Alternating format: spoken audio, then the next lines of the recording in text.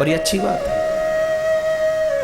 और धन्यवाद है आपको। धन्यवाद है इस बात का कि आपने इस बात को समझ लिया कि कथा सुनना बुढ़ापे का काम नहीं, कथा सुनना आज का काम है। आज मेरी जो भी उम्र है उसका काम है। 40 साल से जो ऊपर है ना,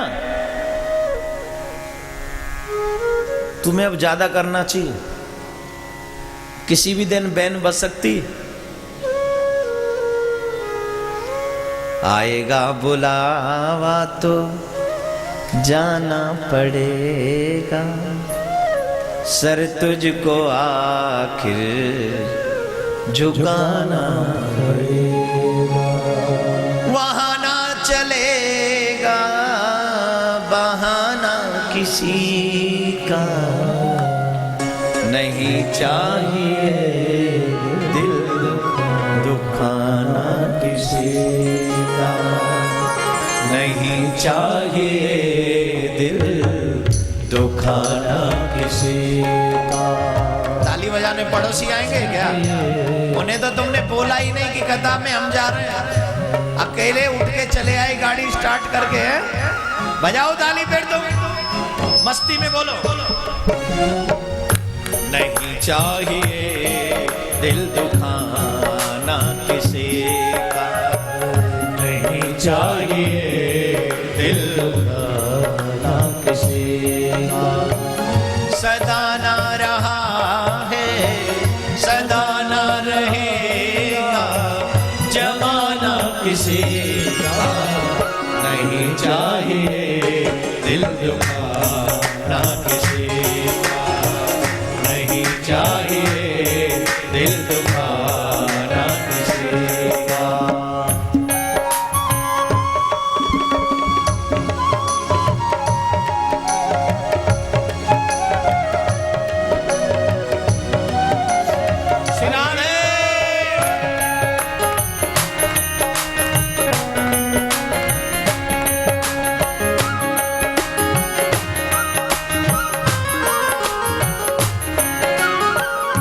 पहले तो तुम अपने आप को संभालो, हक नहीं औरों में निकालो। पहले तो तुम अपने आप को संभालो, हक नहीं तुमको बुराई औरों में निकालो। बुरा है बुरा जग में, बुरा है बुरा जग में, बताना किसी का, नहीं चाहिए दिल दुखाना किसी का, नहीं चाहिए दिल दुखाना किसी का। वो सदा ना रहा है सदा ना रहा है जमाना किसी का, नहीं चाहिए दिल दुखाना किसी का, नहीं चाहिए दिल दुखाना किसी का।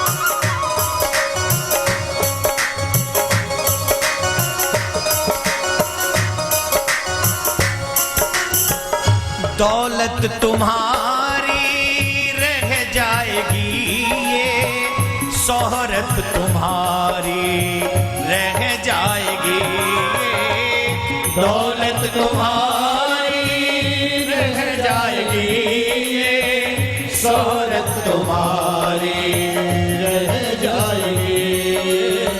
नहीं सा साथ जाता, नहीं साथ जाता खजाना किसी का नहीं चाहिए। नहीं चाहिए दिल दुखाना किसी का।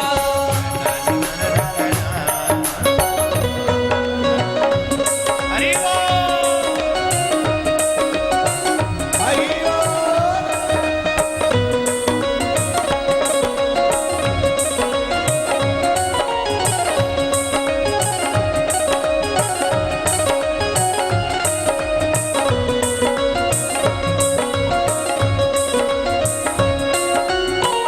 आएगा बुलावा तो जाना पड़ेगा, सर तुझको आखिर झुकाना पड़ेगा।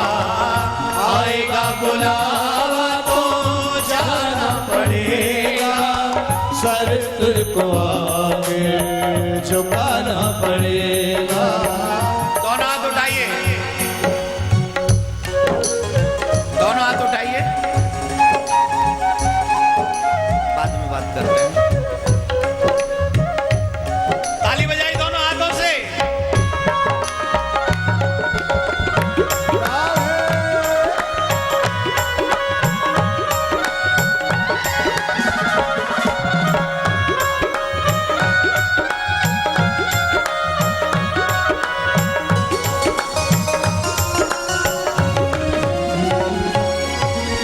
आएगा बुलावा तो जाना पड़ेगा, सर तुझको आखिर झुकाना पड़ेगा।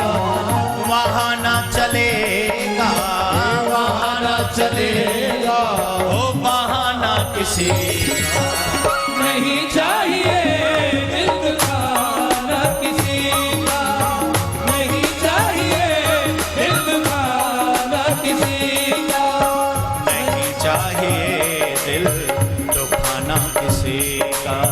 नहीं चाहिए दिल दुखाना किसी का।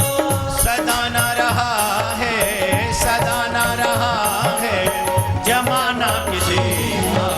नहीं चाहिए दिल दुखाना किसी का। नहीं चाहिए दिल दुखाना किसी का। नहीं चाहिए दिल दुखाना किसी का। नहीं चाहिए दिल दुखाना किसी का। नहीं चाहिए दिल दुखाना किसी का।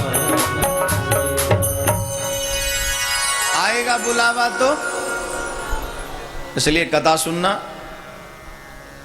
आज से ही सुनो। जो तुम्हारी उम्र है, जो तुमने जी लिया वो तुम्हारा है। भरोसे पे मत जियो कि कितने दिन और जियोगे। कितने दिन जिएंगे ये नहीं पता, लेकिन जी लिए वो पता है। चारों भाइयों ने कहा हम विवाह नहीं करेंगे, और बचपन में भजन करने का फल ज्यादा मिलता है, बहुत ज्यादा मिलता है। बचपन में भक्ति करने का फल ज्यादा मिलता है, उससे कम जवानी में मिलता है, बुढ़ापे में सबसे कम मिलता है। याद रखिए, सबसे कम बुढ़ापे में भक्ति करने से मिलता है। वैसे बुढ़ापे में अगर शुरू करो तो होगी ही नहीं।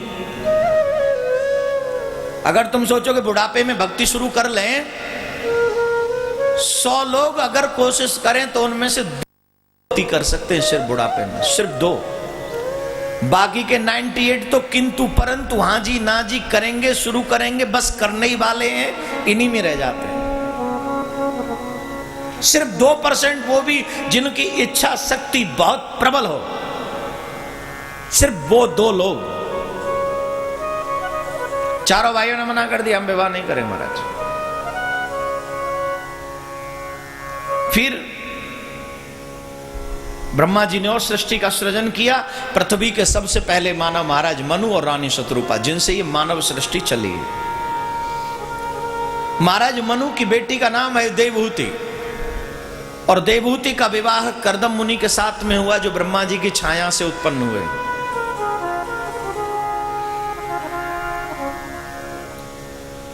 उनसे 9 कन्याएं हुई, और 10वीं संतान के रूप में कपिल देव भगवान का प्राकट्य हुआ।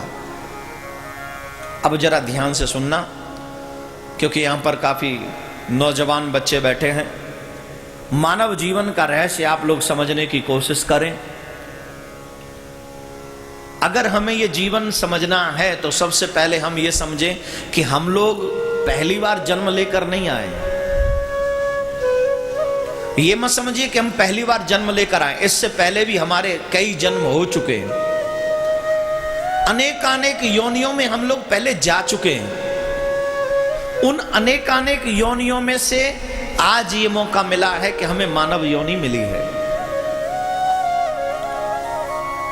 और मानव योनि, मानव जन्म बड़ा बेशकीमती है।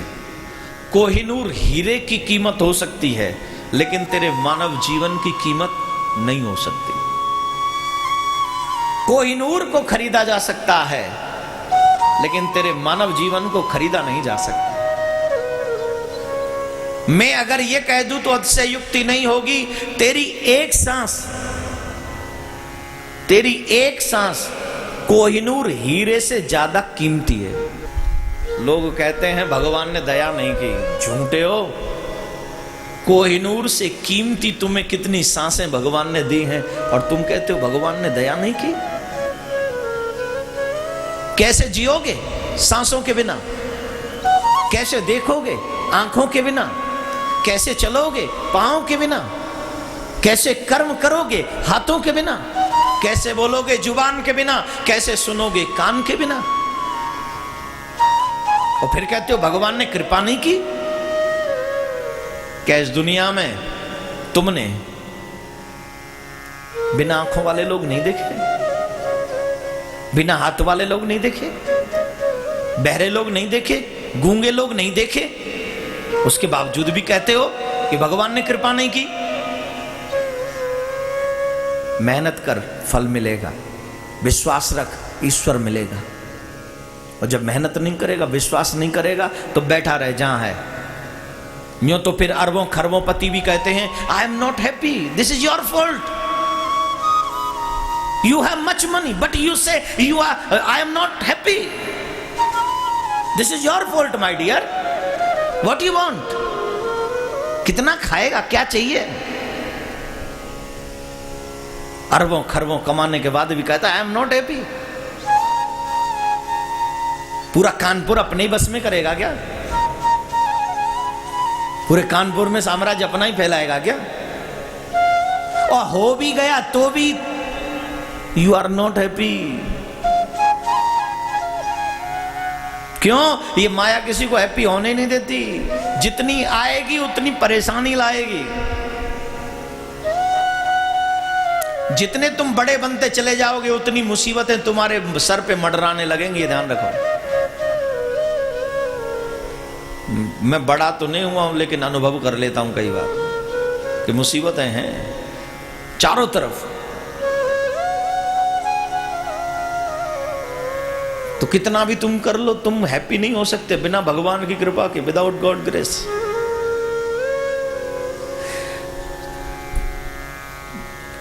कपिल देव भगवान अपनी मां को उपदेश देते हैं और वो उपदेश बड़ा सुंदर है। कहते हैं मां, ये मानव जीवन बड़ा दुर्लभ है। दुर्लभो मानसो जन्म, बहुत दुर्लभ है मां। 84 लाख योनियों के एक एक पुण्य को एकत्रित करके तब जाके कहीं मानव जन्म मिलता है। हम सबको सब बनना पड़ा है और बन के आए। सांप जानते हो 1000 वर्ष जीता है। सांप 1000 वर्ष जीता, तुम तो फिर भी 100 वर्ष ही जीते हो। और जीते कहां हो? बस जीते ही हो। एक होता है जीना और एक होता है जी रहे हैं।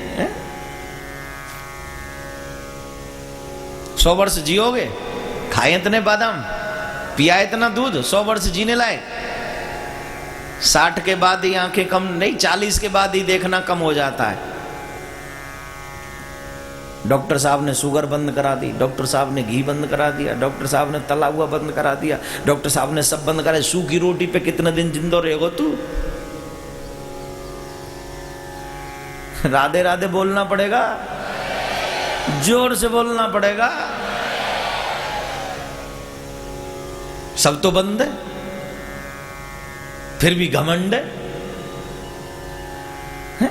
सब बंद है फिर भी घमंड है। कमाल करते हो।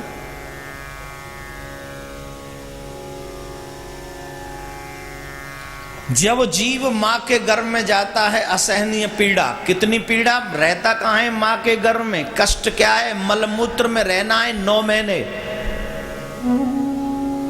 कहां रहना है, बोलो ना, मलमूत्र में। नाम सुनते ही नाक मुंह सिकोड़ने लगते हैं लोग, लेकिन भूल जाते हैं कि हमारी पैदाइश ही वहां से है। This is my first place, जहां मैं रहा। कहां, मां के मलमूत्र में। और 1-2 दिन नहीं, पूरे 9 महीने, पूरे 9 महीने।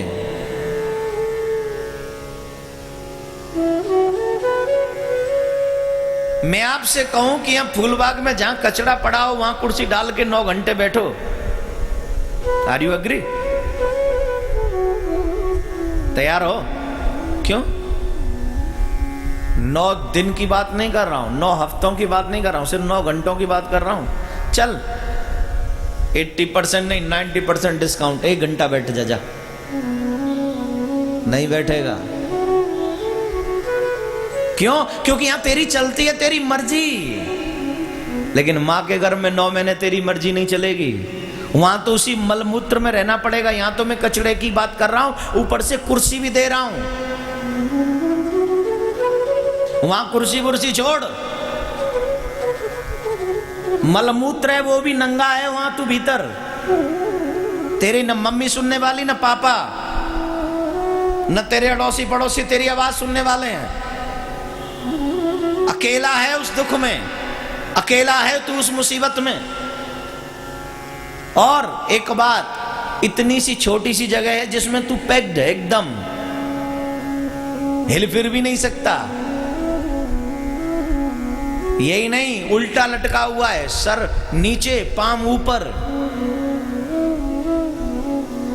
आधा घंटा उल्टा लटक के देख ले पंडाल में, पता चल जाएगा उल्टा लटकने में कितनी प्रॉब्लम होती है। मैं तुम्हें हंसाने के लिए बात नहीं बोल रहा हूं, तुम्हें समझाने के लिए बोल रहा हूं कि ये सब कष्ट तुमने अपनी मां के गर्भ में सहे, मैंने सहे, तब जाके यहां आए हम और आप।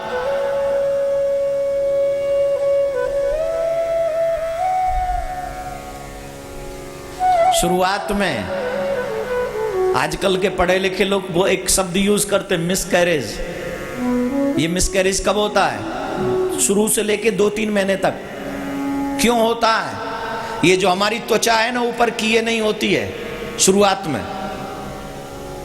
और माँ जो भी तीखा खाती है, खट्टा खाती है, वो डायरेक्ट जाके बच्चे के बदन को चूता है। तुम्हारी उंगली कट जाए, उस पे तुम्हारा साबुन इत्यादि कुछ लगे, दर्द होता है। मिर्च लगे, दर्द होता है। नींबू कुछ खट्टा लगे, दर्द होता है। यहाँ थोड़ा कटा है तो कम दर्द है, वहां तो सारा ही कटा है, कितना दर्द होगा।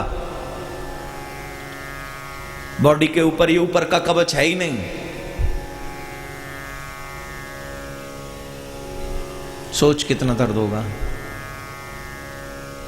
चीखे तो कोई सुने ना, बोले तो कोई ध्यान न दे, तब जाकर उस जीव को परमात्मा की याद आती है।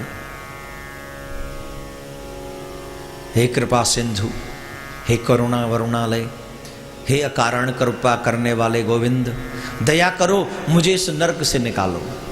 भगवान बोले ठीक है निकाल देंगे, बदले में क्या दोगे? कि मैं इस लायक नहीं हूं, I am not able to give you something, I have nothing, कुछ नहीं मेरे पास। भगवान बोले जो मुझे चाहिए वो तेरे पास है। क्या? बोले तू जब मैं तुझे जन्म दे दूं, मानव बनाकर भेज दूं, तो ऐसा कर्म करके आना जिससे दोबारा किसी और योनि में तुझे न जाना पड़े, और किसी योनि में तुझे न जाना पड़े, ऐसा काम करके आना। राधे राधे बोलेंगे। एक मिनट बोलिए जरा। ओ मैया, ऐसा करके आना जिससे दोबारा और किसी योनि में तुझे न जाना पड़े। मतलब मानव जीवन में मोक्ष लेकर आना। जीव कहता है मैं ऐसा प्रयास करूंगा, लेकिन महाराज एक कृपा करके मेरे को वचन दो कि जब मैं भूल जाऊं तो आप मुझे याद दिलाओगे। भगवान कहते हैं मैं तुम्हें याद दिलाऊंगा। अब आप सोचो क्या भगवान ने याद दिलाया? जब भी तुमसे कोई कहे वहां सत्संग हो रहा है, समझना भगवान ने अपना बदाय पूरा कर दिया, वचन पूरा कर दिया। जब भी तुम्हें कोई कहे कि चलो वहां पर कथा में चलना है, तो समझना भगवान का संदेश मिल गया तुझे। जब भी कोई कहे, समझना भगवान ने अपना काम कर दिया, अब तेरी बारी है मेरे भाई। एक वो व्यक्ति होते हैं जो मरते नहीं, मरते ही रहते हैं, और एक बार वो व्यक्ति होते हैं कि मरते नहीं, मरकर अमर हो जाते हैं। You will decide what you want. बार बार मरना चाहोगे कि एक बार मरो तो फिर मरना नहीं होए? इसके लिए तुम्हें भागवत से प्रेम करना होगा कि फिर मरना नहीं होए। तुम्हें भागवत को हृदय में धारण करना होगा जिससे फिर मरना नहीं होए।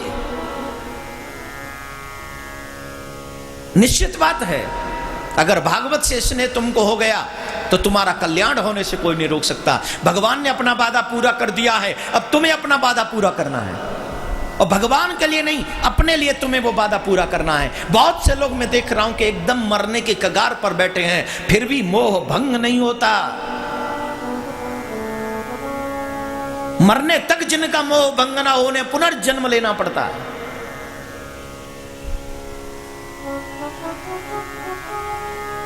कथा में से बीच में से उठना आसान है, लेकिन मूवी में से जल्दी उठते हो बीच में से।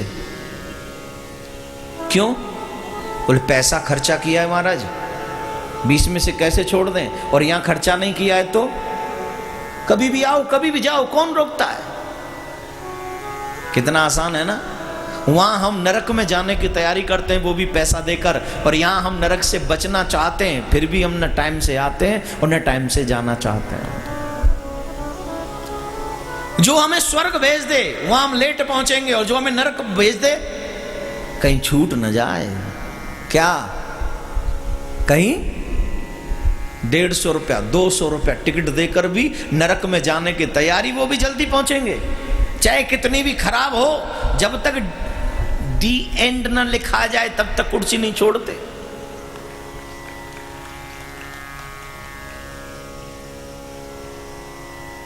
थिएटर वाले भी आके लाइट ऑन कर देते, जा भाई हो गई खत्म। फिर भी कई लोग बैठे हो गए ना, और चलाएगा दोबारा।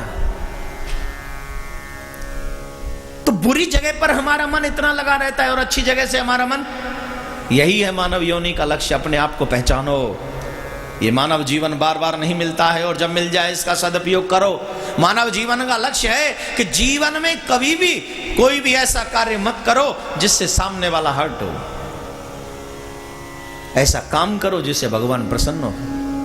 और भगवान किससे प्रसन्न होंगे? जब तुम तीर्थ जाते हो भगवान प्रसन्न होते हैं। बहुत से लोग तो तीर्थों में भी जाके होटलों में ठहरते हैं, राइट। बहुत से लोग तीर्थों में भी जाकर बड़ी बड़ी गजब गजब की चीजें खाते हैं। तीर्थ करो संयमित होकर। तीर्थ में जब भी जाओ तुम्हारी ड्रेस संयमित होनी चाहिए। तीर्थ में जब भी जाओ तुम्हारा खान पान शुद्ध होना चाहिए। तीर्थ में जब भी जाओ तुम्हारे रुकने का स्थान शुद्ध होना चाहिए।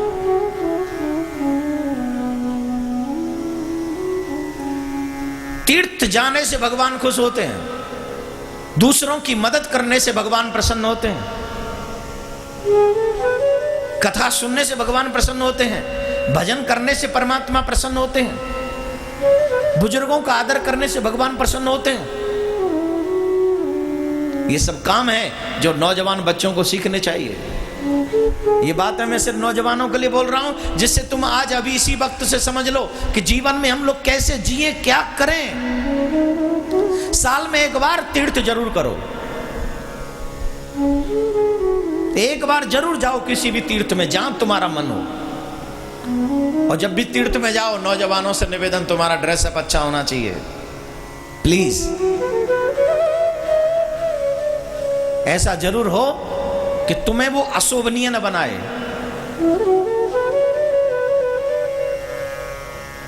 निवेदन है।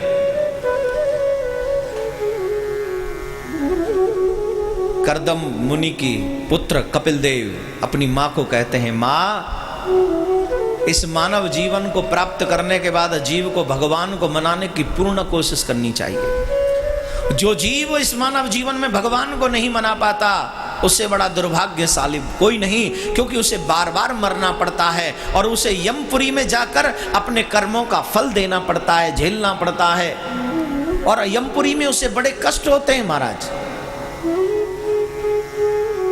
मैं कई बार नरकों का वर्णन कर चुका हूं, आपने आस्था के माध्यम से सुना होगा। हर व्यक्ति को, मरने वाले व्यक्ति को मरने के बाद में यमराज के दूत अथवा भगवान के दूत लेकर जाते हैं।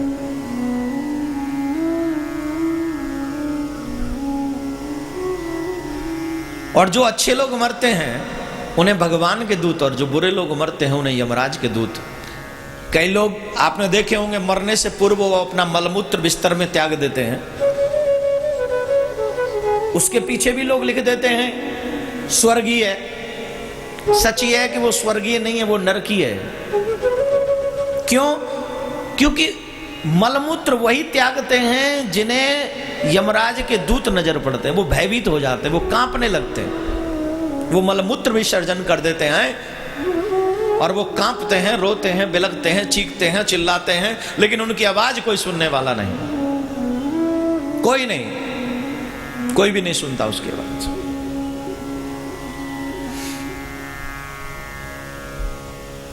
और यमराज के दूत उसे डराते हैं, धमकाते हैं, उसे लेकर जाते हैं अपने साथ में, यम पास में उसे बांध ले जाते हैं और बांध कर ले जाते हैं। और जब उसे यमपुरी जाना होता है तो बड़े कष्ट पाता है। जिसको मैंने बताया वो नदी पड़ती है, उस नदी में मलमूत्र इत्यादि का वो जल है। जब भी कोई पापी आता है उसमें किनारे किसके हैं? बोले हड्डियों के, अस्थियों के। बड़े बड़े घड़ियाल इत्यादि भयंकर भयंकर जंतु उस जल में छिपे हैं। जब भी वो पापी वहां पर जाता है तो पापी को देखकर वो जल खौलने लगता है और वो जंतु उसे नोचने के लिए, खाने के लिए दौड़ पड़ते हैं कि इसे खाना है, इसे चबाना है। कोई हाथ खींच ले जाता है, कोई पांव खींच ले जाता है, फिर भी वो मरता नहीं है। वैतरणी नदी जो हर व्यक्ति को मरने के बाद पार करनी पड़ती है। इतना कष्ट पाता है, बयान नहीं किया जा सकता। फिर यमलोक में जाता है, कर्म अनुसार उसे, जो किसी के धन को चुराता है उसकी तो सेवा होती है, और जो किसी के ऊपर कुदृष्टि रखता है उसकी आंखों में वो गरम गरम सलाखें डाल दी जाती हैं, और भी बहुत कुछ है। 1000 योजन लंबी एक भूमि है जो तांबे की भूमि है। नीचे आग लग रही है, नीचे आग लग रही है, तांबे की भूमि। अब बोलो वो भूमि का असर क्या होगा? उस पे नंगे बदन उसे दौड़ाया जाता है, जिधर भी जाता है वो तांबे की भूमि है, गर्म है, गिरता है, रक्त सर तन जलने लग जाता है, छाले पड़ जाते हैं, जल जाता है, फिर भी मरता नहीं है। ये कष्ट पाता है कहां? नरकों में, यमलोक में। कर्म का फल, जो जीव सत्कर्म न करे उसे नरक में जा। बहुत से लोग कहते हैं ये तो सब यही नरक है, यही स्वर्ग है, हम बे पप्पू सब यही है, आजा तेरे घर की खेती है। This is not true. तुम्हें झेलना पड़ेगा। हमारे शास्त्र कहते हैं तुम्हारे कर्मों का फल अवश्यमेव भोक्तव्यम कृतं कर्म शुभाशुभम।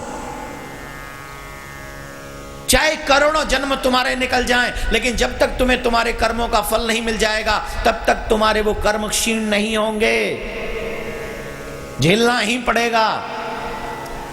इसलिए मानव जीवन में शास्त्रों की आवश्यकता क्यों है, पुराणों की आवश्यकता क्यों है? क्योंकि हम कभी शास्त्र विरुद्ध काम न करें, शास्त्र संगत काम करें, जिससे हम लोगों को नरक में न जाना पड़े, जिससे हम लोग परमात्मा की शरणागति हो जाएं। इसलिए शास्त्र जरूरी है, इसलिए पुराण जरूरी है।